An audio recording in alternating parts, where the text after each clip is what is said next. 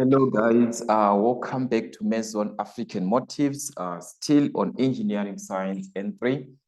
In this platform, we are given a question which is on forces from one of the question papers.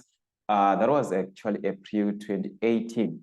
2015, yeah, that's April 2015, sorry for that. So we are not going to waste much time, guys. We've got questions. That is the first part of the question. Where we are given to explain the term scalar quantity. Take note, we are to explain what is a scalar quantity. All right, so it's very, very important for our definition. So remember that a scalar quantity is actually supposed to have magnitude only, which is a vice versa or opposite to the one that we have, which is a vector quantity. Remember, a vector quantity there, you'll be referring to the magnitude and also the direction, okay? So a scalar quantity is got magnitude only, so is a quantity, all right? So we are going to just write this one is a quantity which possesses, all right, which possesses, all right, like this, magnitude. So it is going to have a magnitude only. So this one, it possesses magnitude, all right, only. So that's what you're going to have in this case. If it was a vector quantity, it is going to have what direction, okay? 3.2, complete this following sentence by filling in the missing word or words. Okay, so write only the word or the words next to the question number, okay, in the answer book. Okay, so given there, a direct force is a force which acts, all right? So how does it, like we are given a definition here. So you know that a direct force is a force which acts directly and perpendicularly to the what? To the given object, okay? So this is directly. So this answer is going to be directly, and it is going to be perpendicular. So that's perpendicular, all right? So that's what we are given in this case. Name two types of direct forces. That is on 3.3. So remember, on direct forces, that's where we have got forces such as pulling forces or pushing forces. So we've got pulling forces. So if there is a pulling force, that means we are actually referring to where there is a tension. Okay, you are pulling, so there is a tension. So this can be also just be referred as what? As tensile forces, or just tensile force or forces, okay?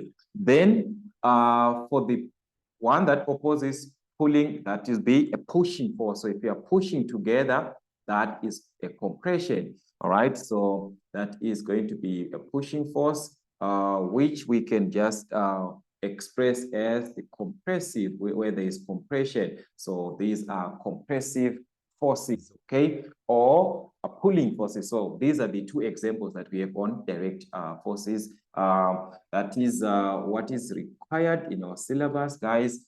All right, on 3.4, we are now asked to calculate the magnitude of the forces in the ropes. That is in the ropes P and T. Okay, so there is a P and T here, shown in figure 2 below, if the system is in the state of equilibrium. So we're given that it's in equilibrium. So what are we going to use? We are going to take advantage that it's in equilibrium. So therefore, the sum of the horizontal components must be equal to 0.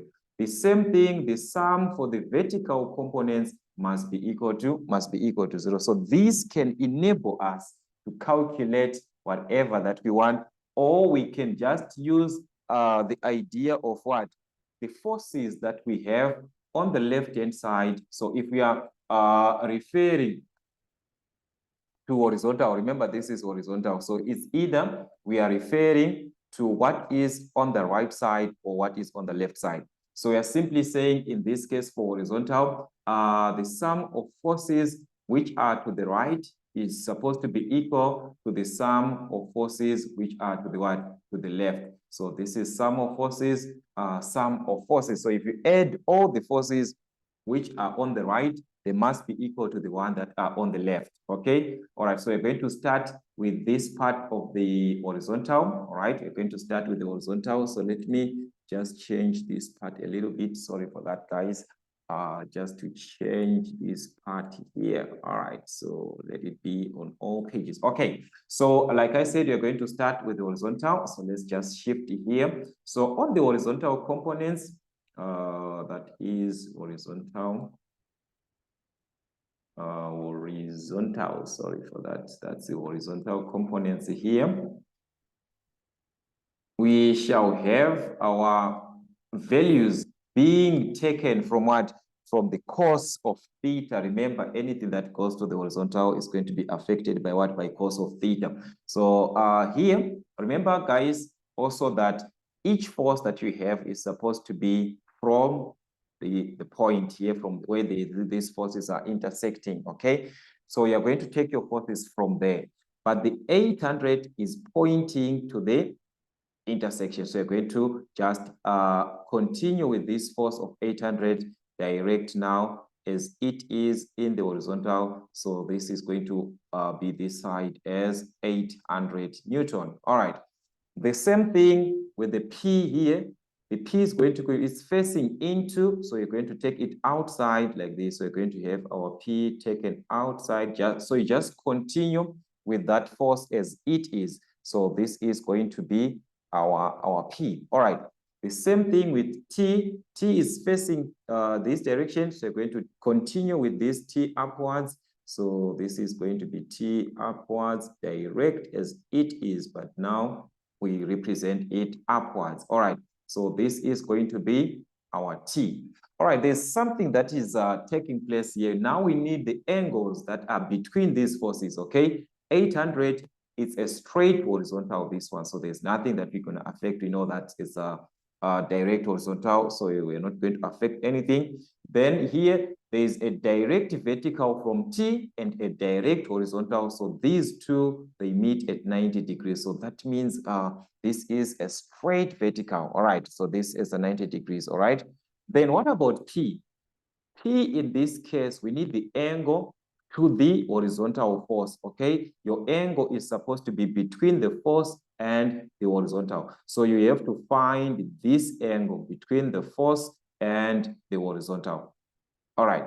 So what is the angle that we have? What is this angle that we have? This angle that we have here between P and the horizontal line is the same as this angle that we have on the other side here. Remember, from our vertically opposite angles, these two angles, they are equal. So if this is whatever angle that we have, then it is the same as this one. So we can take advantage of this angle. Why? Because we are given that from this point up to this point, there is 130 degrees. And we know that on a straight line, our angles, they add up to 180 degrees. All right. So if they add up to 180, therefore we're going to subtract 180 minus 130. So if we subtract 130 degrees, you're going to obtain 50 degrees. So this angle in between is 50 degrees. So it means the angle on the other side here of P is 50 degrees because we said they are equal from vertically opposite angles. All right. So that is what we have.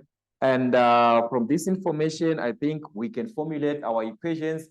Everything is fine. So on the horizontal components, let's start with 800 because 800 is a straight horizontal. So here we're just going to use it as it is. So this is 800.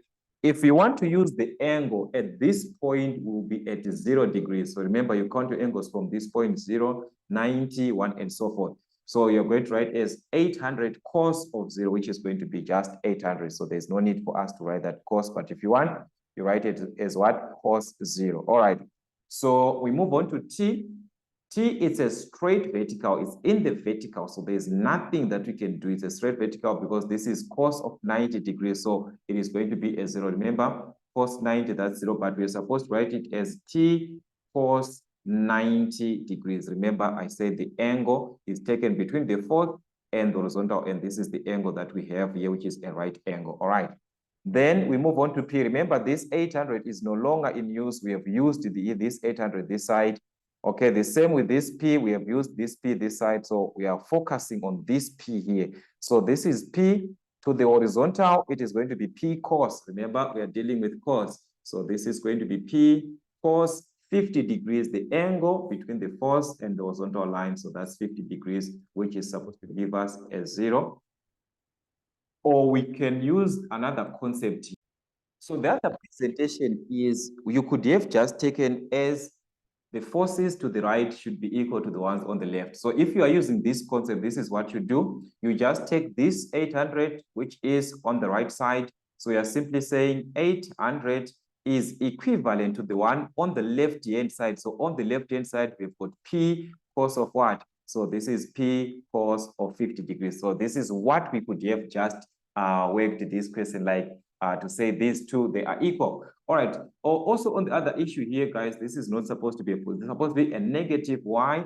We are on the left-hand side. So this is supposed to be a negative here on your calculation. Sorry for that. All right. So like I said, the cos of 90 degrees, that's a 0 here. So you shall left with the 800, which is equivalent to the other side of the equation. This is going to be P cos of 50 degrees. So you can divide by cos 50 degrees both sides to remove since you are multiplying in this case. So this can cancel. So we are left with P, which is equivalent to 800 over cos of 50, which was the same thing even from this side. You just divide by cos 50, both sides. So you can remain with P. So either way, you're going to have this value for P. So if you divide properly, guys, from your calculator, you're going to obtain something like 1,244,579 Newton. All right, so that is the value for P. All right, so we move on to the vertical components. All right, so we are going to apply the same concept, but this time we've got what? Vertical components. All right, so on the vertical components, this is what we shall have. Vertical components. So remember, these are the ones that are facing upwards or downwards. That's vertical. So it can be the one which is upward, which is going to be a positive, and the one that is downward, which is going to be a negative. So these two, they're actually equal. So if you take as the forces which are going up, because this is going up and this is going down. So we're saying the sum of the upward forces must be equal to the sum of the downward forces in this case. Okay, that is the upward forces. Well, let's check now on our diagram. If we are to check the upward forces, we have got this.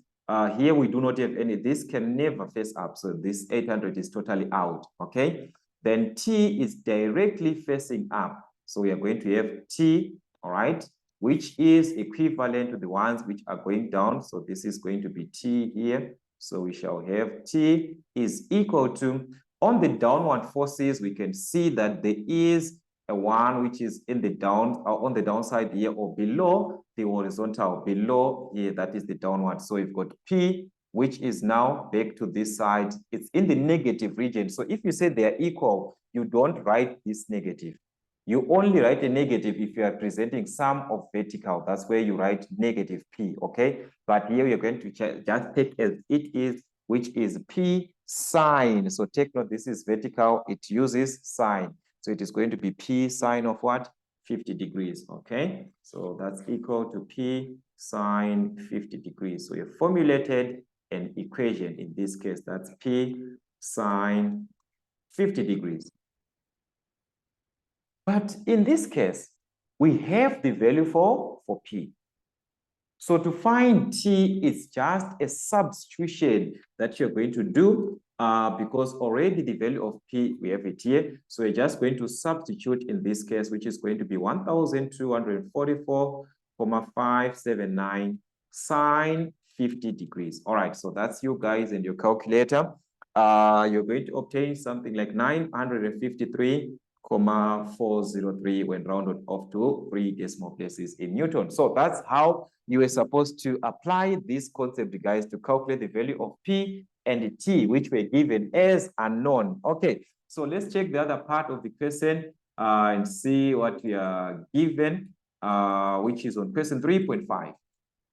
All right, so 3.5, we are now given to determine the magnitude and nature of the forces, or which is in the members AD and DC of the root truss in Fig 3 below. All right, so we've got AD, that is this one, A to D, and DC, this one, DC. All right, so let's see what you're supposed to, how can we find these values, guys? Okay.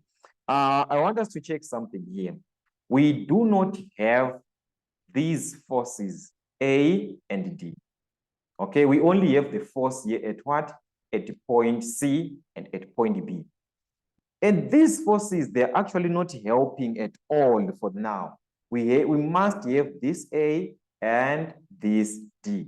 So which concept are we going to use? Okay, I want you to see something. At A here, the value that is affecting at A up, we do not know, but we have B, which is also direct at A and it's facing downwards. So it means it's also affecting at A. So we shall apply our moments in this case. Remember, from your laws of moments, the sum of the clockwise moments is supposed to be equal to the one of anti-clockwise and so forth. So this can actually help. So we want to take this horizontal line A to D, okay? So I'm just going to present this as a horizontal line. All right, this is too much. Let's just change a little bit. All right, so we've got our horizontal line. This is our A, okay? And this is our point D. Okay, these forces, they are actually facing up. Okay, so we've got our A, which is facing up, and our D, which is facing up. But at the same point of A, there is B, which is facing down. So we've got our B at this point, which is facing down. That's 10 kilonewton. Okay, so that's our B in this case. And C, which is in between, take note, this is 30 degrees, 30 degrees. So that's an isosceles triangle. So this is in between, that it is going to divide this distance into 2. So by dividing this distance into 2, it means we have got same distance from this point A to this point, from this point to point D. So let's just say this distance is referred to as X. We do not know this distance. So let's just say it's what? It's X.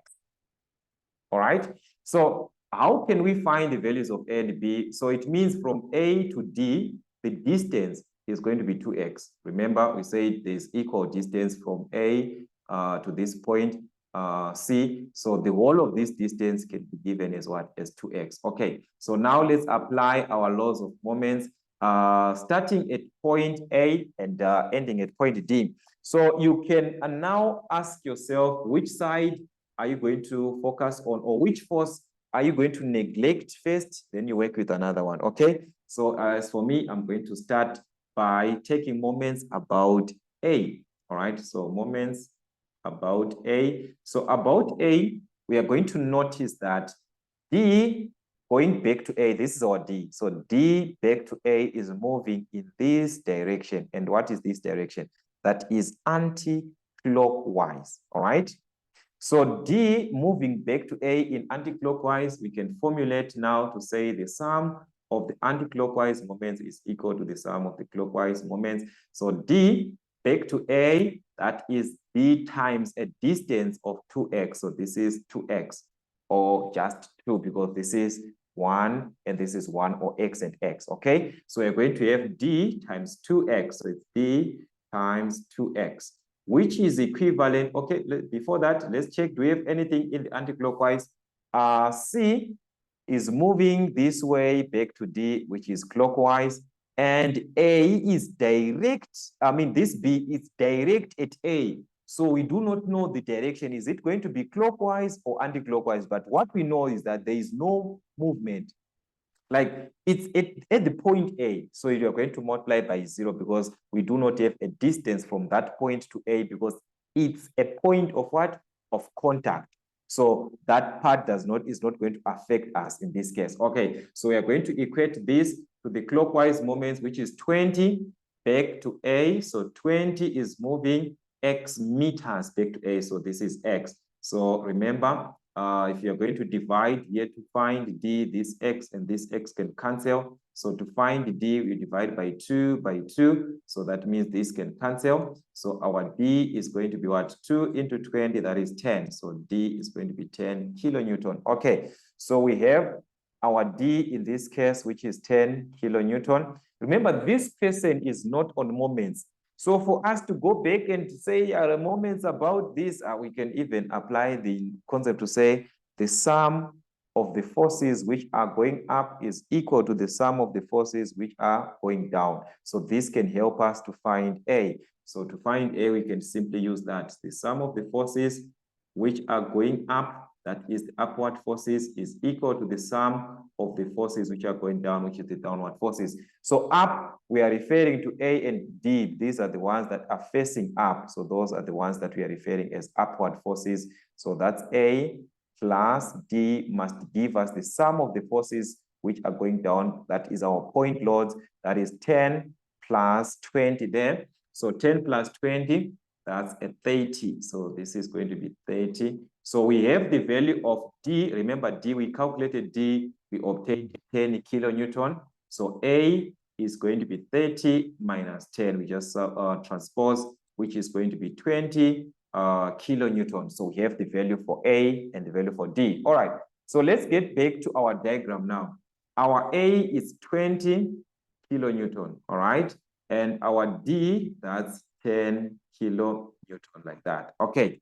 So are you seeing how are we calculating these ones? We used the idea of what? Of moments.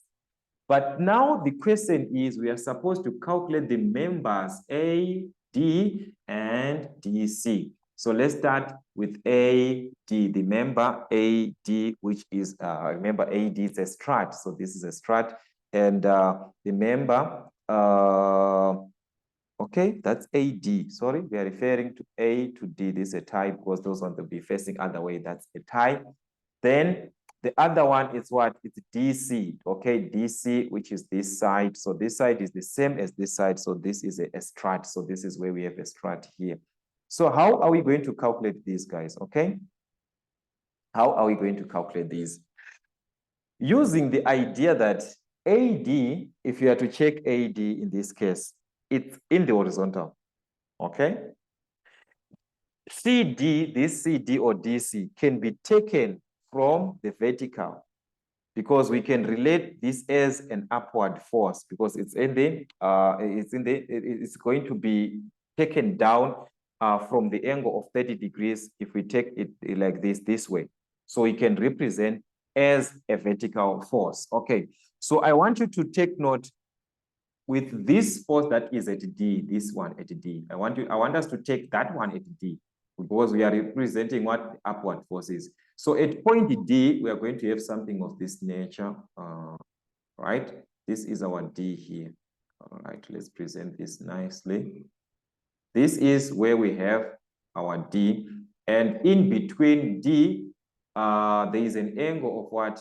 Of 30 degrees here, all right? So our D, which is 10 kilonewton, is going up. And from C to D, we are going to refer this now as a downward force, which is going down, okay? So that means we can represent this as the sum of the upward forces, okay? The sum of the upward forces equal to the sum of the downward forces. That's up, we have got 10 kilonewton, which is D. So 10 is equivalent to the downward force, which is CD sine. Remember, a vertical component goes with sine. So these are the vertical components. So this is going to be CD sine of 30 degrees, all right? Sorry for that. So this is sine 30 degrees. So to find CD, we can calculate by, we can divide by sine because you're multiplying. So you can divide by sine of 30 degrees by sine of 30 degrees. So this can cancel. So our CD, sorry for that, our CD is going to be equal to 10 divided by sine 30. Remember, sine 30 is same as 0.5. So this is going to give us 20 kilonewton, okay? And we agreed that our CD is a strat, so this is going to be a strat in this case, okay? But here we are given as what? As as DC, okay? So you can just write as DC, but that's our CD, okay? So DC is 20 kilonewton. All right, okay, then AD is going to be easier now if we have got this, because we are now applying to the what? To the horizontal. This time AD is a straight horizontal. So it is going to be equivalent to DC, this one, cos 30 degrees, because we are saying the sum of the forces to the right, or let's just write our formula. So to find CD, we are now using this concept in this case. We are taking CD this way in this case, all right? So remember that that's our AD, sorry, this is our CD. So this is our A to D. So this is our A to D. So we're going to work with the horizontal. But now if you cross-check, there was an angle. These two angles are the same. That means these two sides are the same. CA and CD are equal, okay? From C to A, from C to D, these two are equal, okay? In terms of what? 30, 30 in this case. So that means we can take that advantage using the angle of what? Of 30 degrees to say we have got this value, which is what? We have got this value, which is the same as 20 kilonewton, okay? So we can say that from that 20, from the right-hand side, which is the horizontal, because this time this is horizontal. So we can say the ones that are on the right side, which is our AD, is supposed to be equal to the one that you take from the left side, okay? Remember that from that CD that we had, this was like this, all right? This was like this, okay? This was our C. So C is going to be on the left side, whilst AD is on the right side. So that's how you take this one. All right, so using this concept, the sum of forces to the right should be equal to the sum of the forces to the left. So on the right side, that's where we've got our AD. So our AD is supposed to be on the left. That's CD cos now, because there's an angle which is in between, and this angle is what? 30 degrees. So this is going to be CD cos 30 degrees. All right. And we have CD in this case, which is DC. Remember, CD is your DC. So your AD is going to be CD, which is 20. So that's 20 cos 30 degrees. All right. So you can simplify this on your calculator. That is going to be 17,321 kilonewton. All right, so that's it. And we say this is a tie. Okay, so this question was a little bit tiresome, because there was a need for you to calculate for these points, of which if you saw that there was no need actually for having the point what? This point at A, just having our B was enough, okay? Because A, it's a vertical. So when using now to find AD, you saw that we never applied this 20. So having our AD, or this D alone was enough, and it was going to work. So that means it was going to reduce at least some working, because you were just working for 6 marks. But that's a lot in exam. You have to be very, very careful on these typical questions. Okay, so that's what we had, guys, for Meson African motifs. Still on engineering science N3, let's continue to do our revisions from our past exam papers, and also the textbooks that we have. And we shall try by all means to come up with topics, topic by topic, working from the textbook direct. This can actually help in some ways as we are preparing ourselves for the exams which are ahead of time. So that's it now, for now, till we meet again.